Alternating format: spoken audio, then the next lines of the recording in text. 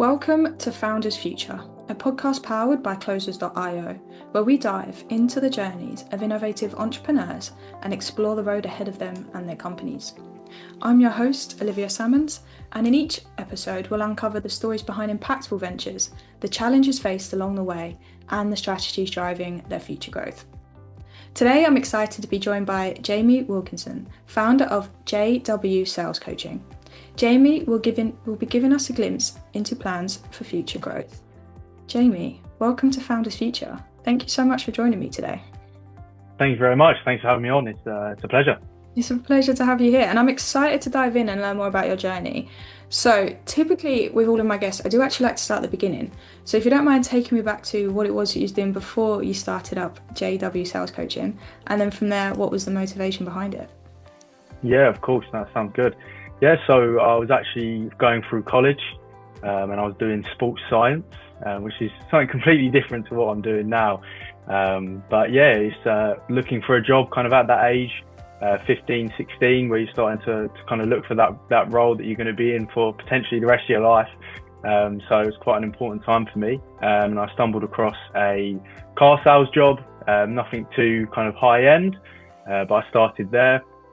Joined the car sales. Turns out it was a hidden passion of mine that I wasn't actually aware of at the time, but fell in love with sales and kind of what it involved for sure. And I did that for 2-3 years, and then I kind of went on and tried other sales ventures. But yeah, the main thing for me, the struggle I had there was obviously you put in a lot of work, a lot of time.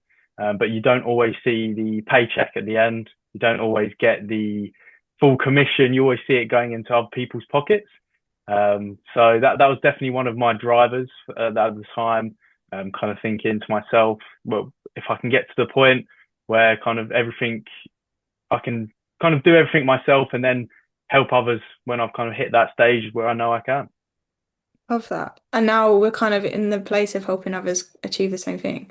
So Yeah. what would you say that kind of really attracted you about sales? Like what was it about the role or the job that you really liked doing to start with? Yeah, so I think for me, it's more the relationships you make. Mm. I love kind of keeping those relationships going and making them in the first place. I've always been someone that's outgoing and loves speaking to people. So it kind of connected those two dots, and it turned out it was something that I was good at. And yeah, just kind of fell in love with that part of it. And obviously the money side of it is a great bonus as well, because Yeah, you tend to get a good amount of commission from it. So it's definitely a role that fits me perfectly. that's true. And I like the fact that you actually enjoy it because I feel like regardless if you like the job or not, if you enjoy it more, you'll get more money and more commission from it. You know, you don't just do that for the job of it. So the fact you actually enjoy doing it and you like the connection side, because sales is such a like facing role. It's such a like in-person kind of experience. That's really cool. So let's dive into JW sales coaching a little bit more then. So like walk me through who would you say is your like ideal customer? Who do you love to work with the most? And then from there, how is you help them and how do you support them? Yeah, of course. So it actually varies. Obviously, I speak to individuals that have just jumped into sales. They're a month in, or could be a week in. It really varies, and I'll kind of be helping them through their journey, whether that be in the corporate world or in their own business. It really does depend on the individual, but it's more about kind of helping them through the steps in sales. Obviously, there's a lot more to it than just building a relationship and selling something. There's a lot more steps to it than that. So it's kind of guiding them through that process and making sure they're not just good at it, that they're masters. So they're kind of Mm. taking it step by step, but taking it slow. So they're not feeling too kind of, they're not putting on the pressure too much or too little. It's finding that sweet spot. So they're not obviously kind of, and the main thing about sales is a lot of people go to, for example, in the corporate world, if you go to car sales or real estate, anything like that, some people can be too pushy because they're just too bothered about the money. They want to get that commission slips. They'll do anything they can to get that. But sometimes that can just come across the wrong way. So it's more about kind of perfecting the sales process rather than just learning it. Yeah, I like that. And my brain kind of went to like the sleazy car guy that you do get at your showrooms, you know, so it's not like, as you say, we're pushing to earn money, we're going for that. It's actually the right motivations and intentions behind it. nailing in, as you say, the skills that it takes, not just getting the money in the door. So like, 100%. how long is it you'll typically spend with a client going through that process? Like, what is it like to work with you, Jamie? Yeah, so typically at first I would run a 12-week program. So that would be working closely with clients through one-to-one coaching sessions. So there'll be practical weekly exercises, performance tracking, improving skills, hitting targets, Mm. obviously at the end goal increasing the income as well. But it's all personal, it's all one-to-one, it's all tailored. So every client is completely different training. So that's kind of one of the unique points that I do. Yeah. Everyone will have a completely different one-to-one experience with myself. So if you're in corporate or if you've got your own business, it will be tailored. You won't get the same kind of training because you do need different experience. You do need different expertise depending Yeah. on kind of what business you're in or what job you're at. Yeah, it's so true. All sales is completely different. As you say, if you're in a corporate mindset, it's a completely different cycle to what you're experiencing like high ticket or online. It's such a different mindset and approach to take. And then Jamie, I'm curious then to see about how you go about acquiring your customers. So in terms of like marketing, what channels, what methods are you really finding most effective in finding that right person to work with? Yeah, 100%. That's a great question. I think for me, social media is extremely powerful. It's something that I never really understood, obviously going into the industry. Um, but kind of learning the social media game and kind of using that as your marketing is absolutely incredible. The people that you get to speak to and network with is just unbelievable. So definitely for me, I think social media is the most powerful marketing you can get. Awesome. And do you use it mainly like organically or do you run any form of like ad campaigns to really try and like get your name and your brand out there? Yeah, so ad campaigns is definitely one of them on Instagram, TikTok, Facebook, Oh, no. and obviously LinkedIn as well. So they're all great platforms to use and definitely get some ads out there to reach potential people that you wouldn't normally reach. Because obviously, as I'm sure everyone's aware, it's normally for you page that you go off of. That's what everyone is on. But sometimes you won't reach certain people, so the ad campaigns hit those people that you wouldn't normally. Yeah, 100%. Just it's about, as you say, kind of getting to everybody and getting your face to the right person. So you have to kind of put it as far as you can. What would you say like is your preferred platform? Like, do you have a favorite or is it pretty consistent across the board? Yeah, I think Instagram, I'd say. Yeah. Yeah, for sure. I think Instagram's Nice. probably one of the best and it's most diverse, I think, as well. Yeah, I would agree actually. And I think just a complete diverse of ranges is like just to back what you said. And then also with that being said, Jamie, are you still a solopreneur as well at the moment, or do you have like people that are helping you out with social media and your marketing and the back end of things a little bit, just alleviating some of the pressure from yourself? Yeah, so mainly I'm actually solo at the moment. I do have people around me, like my sister. She's really glued on to the social media side of I it. love that. So yeah, she helps me massively with the social media side for sure. And then of my girlfriend as well, she's quite heavily integrated in social media. She's obviously got her own business as well. So it's yeah, I've had a lot of helping hands for sure. So That's I've cool. not been completely solo. That's nice because it is it can be a lot of jobs, there's like wearing a lot of hats, juggling a lot of things you might not necessarily kind of have to go through it. And then with that being said as well, what's the like next 6 to 12 months have in store for you? Are you looking to scale the business, grow it even further? Like what are the plans moving forward? Yeah, for sure. I'm definitely looking at scaling, especially coming into the new year. I'm actually hoping to get on another coach. Obviously, there's only Oh, a nice. certain amount of people that I can handle myself, especially all being personal, kind of and tailored. And there's only so much you can do on your own. So yeah, definitely looking to scale on to potentially getting a second, even maybe a third coach on board, and then kind of scaling it from that way. And then hopefully the team just carries on growing. But yeah, Amazing. it's definitely for the new year.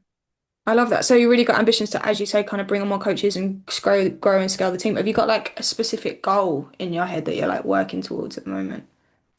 Yeah, I think I want to get to a team of 10. That's Okay. actually my main goal at the moment. I do want to grow the team quite big. That not just being coaches, that being kind of marketing, or all Yeah. the other sides to it as well, not just the coaches. But yeah, I definitely want to grow that team massively within the next year, hopefully.